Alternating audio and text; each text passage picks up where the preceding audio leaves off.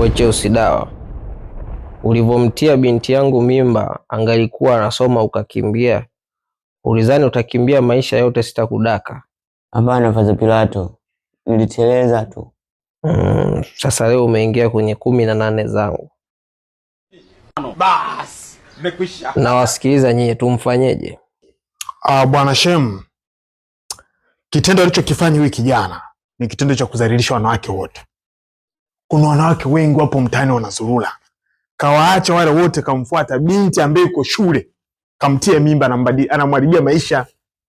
Ukimsomesha mtoto wa kike shemeji, umesomesha jamii nzima. Sasa huyu punguani amekuja kumharibia mtoto wetu wa kike maisha, kisa ujinga wake na tamaa zake za kimwili. Mimi naona huyu kijana afie jela, ili na wenzake washenzi kama yeye wapate fundisho.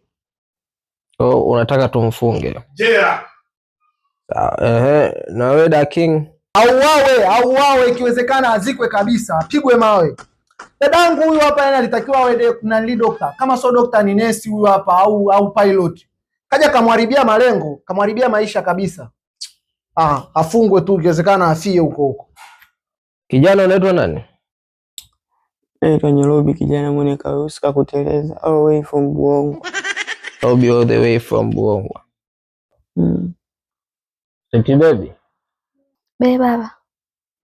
Kipindi Nyorobi anakupa ujauzito, alikubaka? Hajanibaka. Alikulazimisha?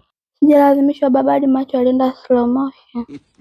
Haya, mmesuggesti huyu Nyorobi mwenye uwezo wa kuteleza afungwe. Sasa tuulizane. Mtoto akizaliwa let's say akaitwa Joshua, na maana ataitwa Joshua Nyorobi mwenye uwezo wa kuteleza. Je, mtoto tutamwambia baba yake tulimpeleka wapi?